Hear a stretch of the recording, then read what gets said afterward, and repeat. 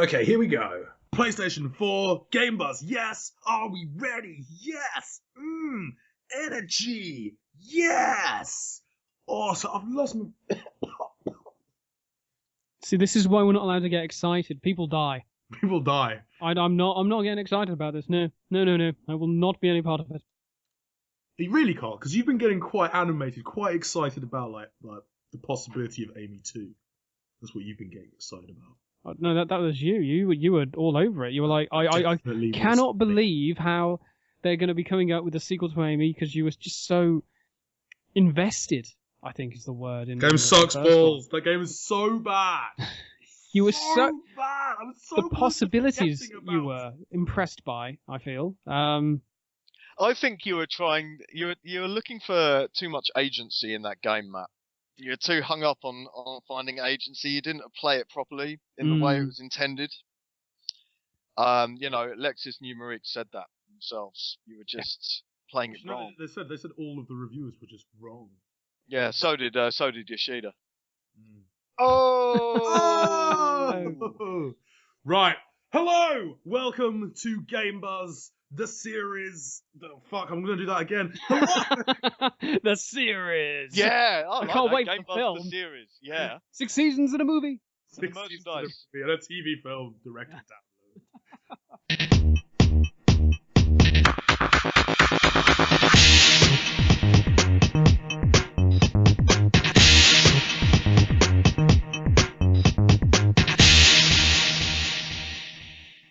Hello and welcome to Game Buzz, the weekly series from Dealspoint.com, where we get stuck into the hottest news of the week. And this week there's only been one thing on everyone's lips, and it's called the PS4. Yes!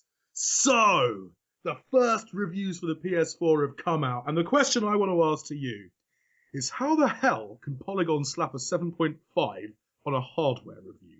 Yeah, It's not out. How the hell do they do that? How do they work that one out? Well, we never put scores on hardware reviews because, you're reviewing a piece of kit that's going to reveal its potential over several years and that will rely completely on the games. Yeah. Not the hardware itself. I mean, what is that? What is it? I hate to call out other writers and other hacks, but here's the thing. Like, what's that 7.5 relative to? 7.5 what? 7.5 out of what's an 8? What's a 9 in terms of a new console? How could it have been better, arguably? How could it have got an 8? Or a 6? It's a nonsense, although, man, that review page is pretty. It was pretty. I didn't even care. I mean, all the pictures all drawing themselves. It's gorgeous. You can tap the controller. It was pretty cool. Yeah. Right. It did distract from whatever that thing was at the end. So yeah, PS4 has been on everyone's lips this week. Do we want to buy one? I don't. Yeah, not yet. I've made this point time and again in these Game Buzz podcasts and in several articles as well. I think the PS4 is a fantastic machine. I think it's actually going to be, in terms of the consoles, I think it is the better of the two consoles, genuinely. Especially in terms of the breadth of the gaming experience that it's set up to offer, and it's fantastic indie game support, boutique game support, free to play, all of that stuff is great. But I'm buying an Xbox One, and that's simply because I don't want to part with that sort of huge amount of money without some really cracking stuff to play on it at launch. Yeah, there is that. I mean, Carl, you got to check out sort of Killzone and Knack at Gamescom. Yeah. What did you make of those? Because we've had fairly positive mixed reviews for Killzone, and mediocrity seems to be the word regarding Knack. It's a word. Yeah. It's a word. Definitely one of the words that was used. I don't know. Well, the thing was with Knack, I mean, it's disappointing that the potential wasn't realised, because I think that was the one word I used a lot for Knack. There was strong potential. And it hasn't been realised for a variety of reasons. As far as Killzone goes, it still looks like to be a very solid shooter that Killzone fans are going to love. So, I mean, at the end of the day, I'm still not getting one. Even though I was going on about it months ago, saying, yep, this is the next-gen console I'm going to get. And it almost certainly is going to be the one that I buy first. But Nah, I'm not getting one. No, and this is the thing. Like I've actually been getting properly into my next gen kind of excitement. It hadn't happened. I was waiting for it to happen because you can't force these things. But as we've neared mid November, like I've been getting increasingly more excited, mainly for the Xbox One.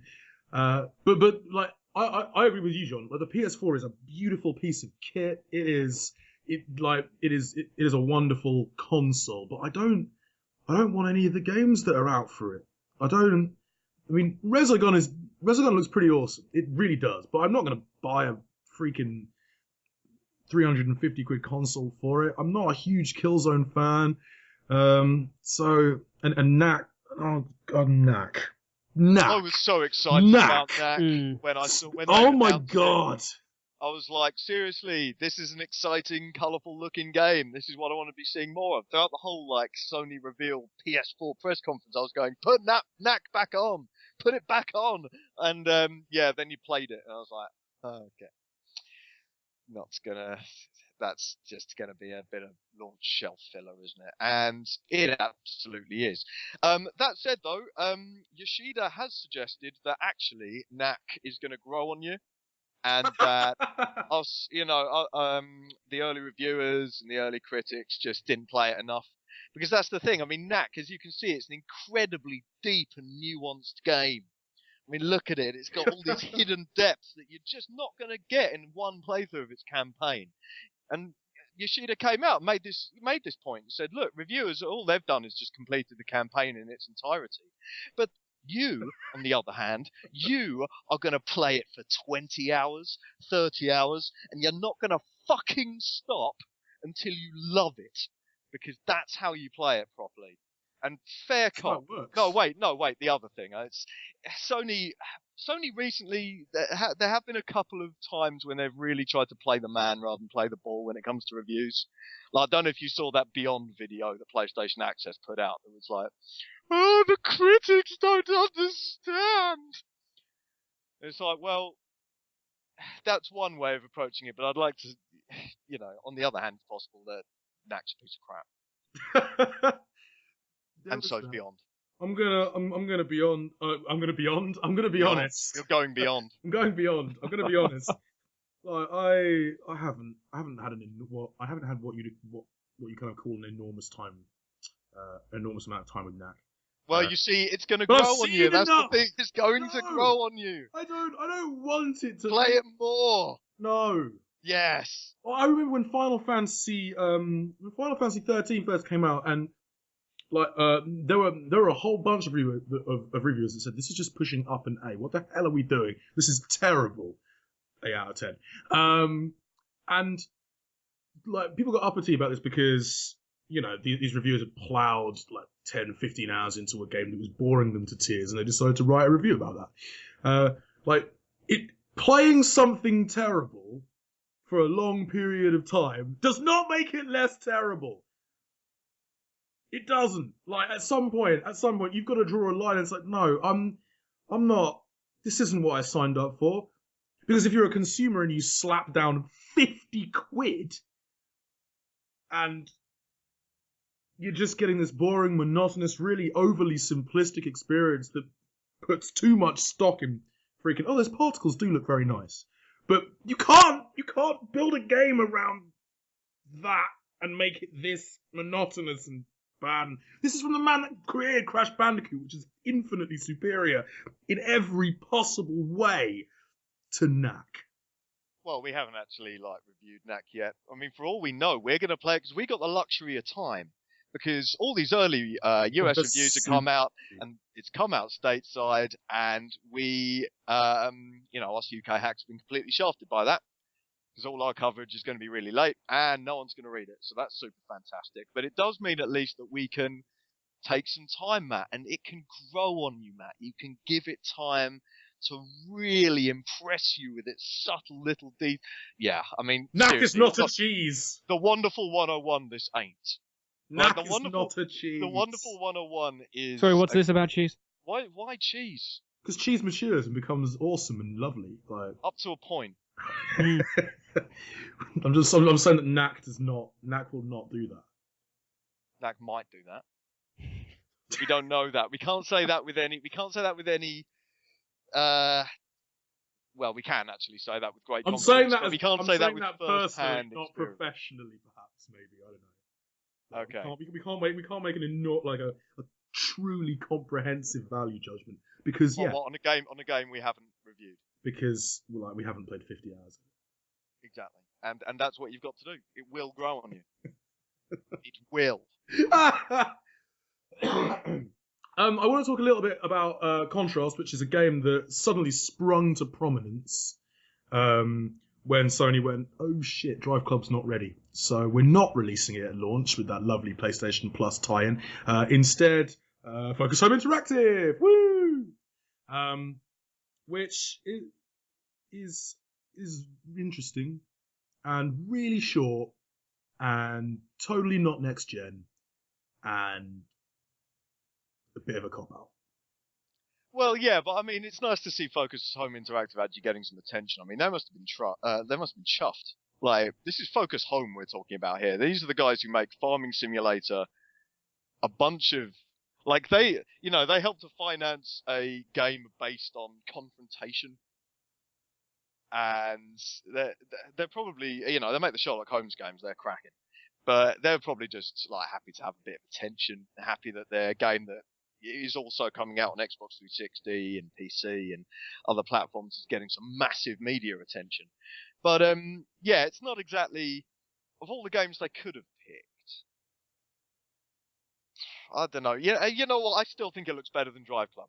I think no matter how much of a cop-out it is, I am so much more excited for Contrast than Drive Club. Like, Contrast at least looks like it's got a really fun premise, and looks like it might have a few interesting puzzles. Drive Club's got, like, less cars and less stuff than Gran Turismo 6. So, and it's free. Yeah. So there's that. Yeah. I think it's hard to be too harsh about Contrast, really. I mean, it's a fun boutique title that's getting a bit of prominence, and people are going to play and probably not talk about. But you know what? As far as launch titles go, I mean, you look at any number of console launch lineups. Contrast is like actually pretty good going. Like, even if you give it a 5, like, it's still going to be amazing compared to like historical launch lineups. There's always drivel. There's always chaff among the slight grains of wheat. Elsewhere this week, PS4 news. Yoshida's been chatting up a storm, as you'd imagine, being essentially the face of PlayStation. I want to touch on a little bit of controversy, the missing media, and his argument that it's not a ploy just to flog Music Unlimited subscriptions. Do we believe that? Honest, John. Yeah, I do believe that. I think that, don't get me wrong, I mean, Sony as a corporation could really do with its sort of music and film divisions making more money. So on the face of it, yeah, it's kind of tempting to suggest that they thought, hang on, if we make Music Unlimited the only way of getting custom soundtracks on this console, we might help to, like, we might start actually digging ourselves out of this financial black hole we're in at the moment. But you know what? I buy that. I buy that they were focused on making the PS4 a games machine because that's what they've been saying from day one. At day one, they didn't say this is going to be an all-in-one entertainment solution. Yeah, they did show some like entertainment service providers, and various apps that you'll be able to install, and various apps that are coming to the PS4. You know, in terms of TV and films, that sort of thing, media streaming.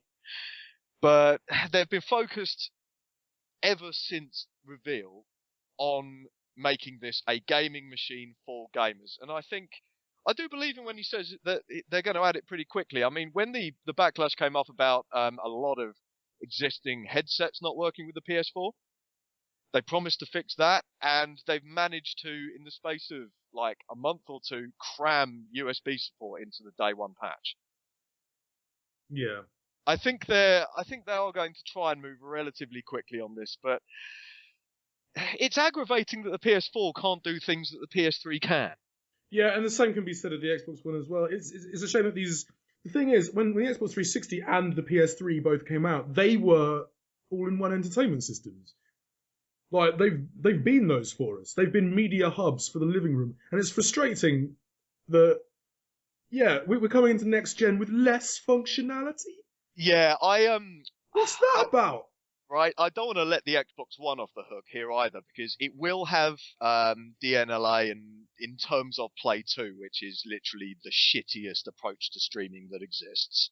Yeah. Because you've got to go to your PC and right-click on a file and press Play 2. I mean, that's not ideal. The Xbox One is being touted as an all-in-one media device, so why can't we use it as a Windows media extender? Why can't we use it as a streaming media client? Why can't we do that? The Xbox 360 does that. That's one of the main things I've been using it for. It was great as a little party console. Oh, you yeah. just beaming playlists to that yeah, thing. you'd stream your music through, stick it up on the visualizer. It's fantastic. People pulling shapes. And I know many people, even like my my godfather, my uncle, even my old man bought a PS3 to use its media streaming. To get pictures and streaming music and video onto their television from their PC. That's something. It is fairly important, and if Sony and Microsoft actually do want to try and convince us that there's value here, that they are value as entertainment systems, not just consoles, they've actually got to deliver on this. They've got to do this. Sony less so, of course, because they are for the players. # for the players, and that does lead me to cutting them a little bit of slack on this. Because I think you'll find that most people, do you know what? I can't actually remember the last time I played a custom soundtrack while playing a game. Game music is so great these days. I don't tend to do that much anymore. So I don't think, for now, I think if it doesn't arrive in 6 months, I think I'm going to have some harsh words for Sony. But right now, I think it's okay. They're just going to get more games out. Well, I think it's if you want to use it as that sort of media hub, that all-in-one. What's frustrating is that it's the move to sort of restrict it on a hardware level means you're funneled towards things like Music Unlimited and freaking Xbox Music. And unfortunately, those services are both balls. Let's start a new topic completely. Uncharted. Well, let's do it. Uncharted. Sony promised to reveal some new PS4 games at a sort of 11th hour reveal event that they partnered up with Spike TV for. Yay for Spike TV, yay. Oh yeah, Spike TV. They promised to reveal new games, not just sort of recap on the games we'll be able to play at launch. And Kojima got us all incredibly hyped. Hideo Kojima, by coming out and saying there is going to be a shocking announcement. At which point I was like, oh my god, is it going to be Last Guardian? Oh my god, is it going to be Agent? Please, Kojima, tell me that it's Zone of the Enders 3. Why isn't it Zone of the Enders 3? Kojima, it should be Zone of the Enders. Kojima. Oh, but good news, folks, because the shocking announcement the shocking, unbelievably surprising announcement is that there'll be an Uncharted game on PS4. Shocking is not the word I'd use. Like, totally bleeding obvious is the word I'd use. But as I said in the announcement post, that doesn't make this news any less fantastic. Like, when Uncharted was originally revealed for the PS3, people went mad for it, and with good reason. And this is one of the big games from one of the big studios that we want to see on PS4, and it's great to see Sony tease us mercilessly with it. Well, that's the thing, isn't it? It's kind of like we all knew this was coming. Like this is part of the reason why people who've been buying a PS4, like they're investing for that future where we have Naughty Dog and Sony Santa Monica and Quantic Dream creating games for this next gen platform. So it's a reminder at launch that it's not just these launch games. This isn't about that. This isn't just about these launch titles. Remember that when you buy a PS4, you're going to be getting this as well eventually. And for lots of people, that's going to be enough. And it's not hard to see why, because the Uncharted series has been amazing. So yeah, it gets people excited. It gets people talking. And that trailer was quite interesting.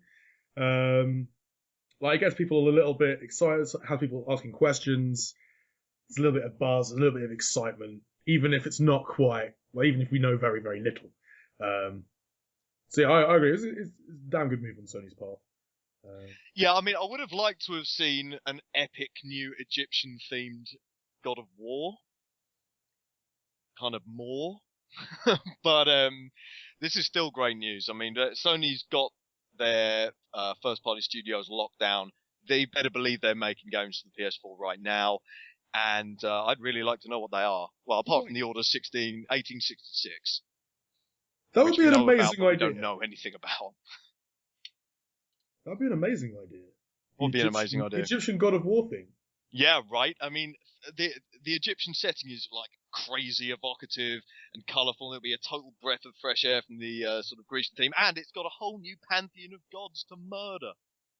New awesome pantheon of gods. Because you know what? I think Egyptian gods are even more fun. You've got like massive jackal-headed guys with big golden swords, and basically it's just the mummy, and that's fine. But with more blood everywhere. Yeah, because you could have a female protagonist, because it could be Isis going around the world trying to piece her husband back together, fighting a whole bunch of mythical beasts. After Kratos cut into little pieces. Maybe. Yeah. That's the tie-in! There it is. Hit us up. Deals for game ideas. We can't listen because we really need to get trademarked on this. What about Norse gods? That could work. I'd just like to see Kratos go on an around the world god killing tour. Frankly, like a jolly Kratos boys outing. Does he wind up fighting Xenu? Look, we don't want to be fair game here, Matt. Let's throttle back on the Xenu here. Okay, right. A couple of other little PS4 things. I don't want to make too much of this, because they're two different games. But Sony is not serving PlanetSide 2 by comparing it to Halo, are they?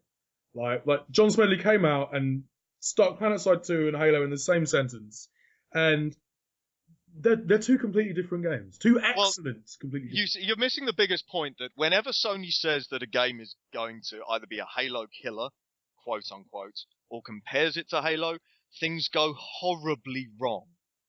Like, we end up with games like Haze. And with all due respect, we end up with games like the original Killzone, which, I'm sorry, I really like Killzone 2 and 3. I really, really like them. But the original Killzone was cack. And it's almost like this is the kiss of death. It's like Sony is so close. PlanetSide 2 is so great. It should work really well on the PS4 if they can condense down all the nightmarish array of keyboard shortcuts. Or just, support a keyboard. And then suddenly they come out with this. And it just, to me, it seems like they're unavoidably going to screw this up somehow. Except they won't, because PlanetSide 2 is excellent. But the point I tried to make in that article is that PlanetSide 2 deserves better from Sony. It didn't feature in any of their press conferences. Why didn't it feature in any of their press conferences? Let the Dude Bros have a look at it. Let the Dude Bros have a look at a game where hundreds of simultaneous players are ragging it around on foot in vehicles in these huge, simultaneous, massive battles for territory that you can't find anywhere else. The Dude Bros will go mad for it. And they just need to advertise it better. I've seen a few little TV spots every now and again going, oh yeah, up your game, really bad adverts, although the footage looks great. Obviously, it's PlanetSide, whatever you look at, it's going to be pretty great. But Sony needs to just market it more than they're doing. And I'm sure they will. When it comes to next year, they're probably going to make a big play of it. And on the free-to-play front as well, I mean, we should have Warframe at launch on the PS4. And that is a game that should not be overlooked. We're talking about PvE, space ninjas here. So we'll have plenty of free-to-play stuff to be cracking on with. Space ninjas. Yeah, Everything free-to-play sounds better when you PvE. stick space in front of it. Yeah, even ninjas, which is a pretty damn good word. Space ninjas. Yeah, it's like Space Ninjas and Samurai. It's all PvE. It's like a massively fleshed out version of Mass Effect 3's multiplayer, but like huge, like much more robust in terms of progression and with just a stunning art design. Really, really unique art direction. Yeah, and I of course really I know that because I've been like playing it on I'd say I know that because I've been playing it on PC for ages, so I don't need to buy a PS4 for it. Yeah, well, I really didn't like it the first time I played it. I don't know. It didn't sit well with me. Although I have If gone it back was months, since. if it was months back, that's because it was in beta and it was hella shonky. No, it was the other day when you guys dragged me into a fully fledged battle and I just kept dying every second. I'm talking about Warframe here. Oh right, I'm talking about Panasonic. Oh, we gotta sort this out. But yeah, PlanetSide. Okay, we did accidentally bring you onto a continent that wasn't really being contested hugely. That was all bad. But then we showed you a massive battle, a huge freaking one. Like we all got in tanks, we ragged it over, lasers were crackling through the air, and the whole time you were there going, "Oh my god, my KD is rubbish." It's like, point, Matt.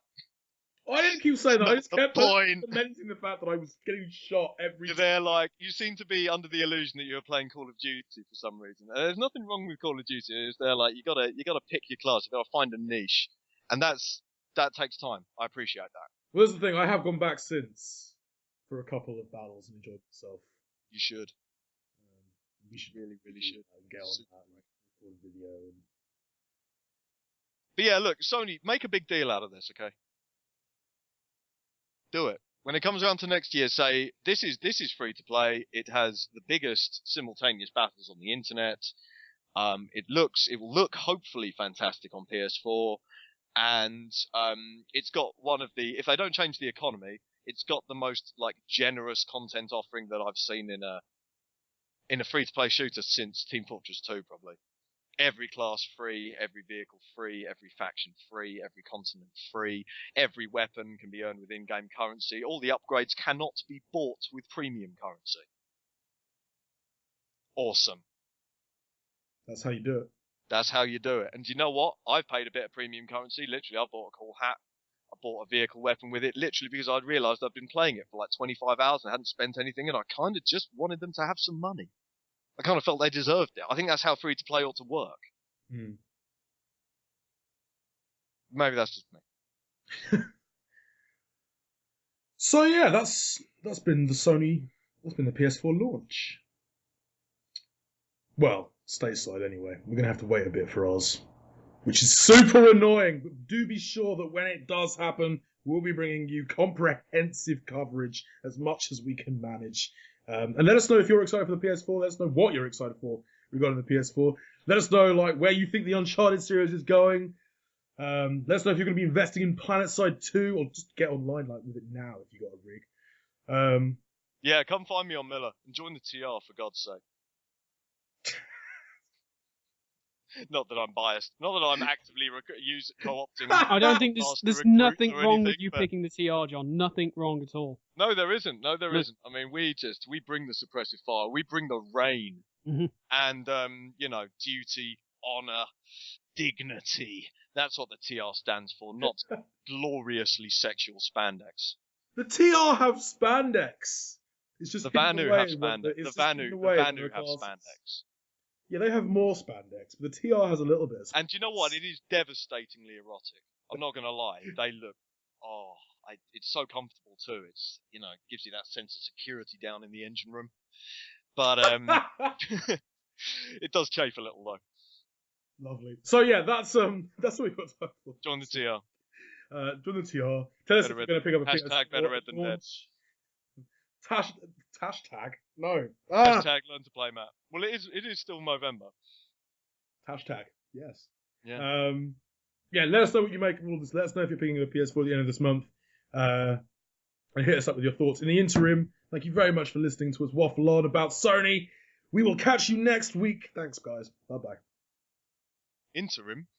I barely know him. I was up really late last night.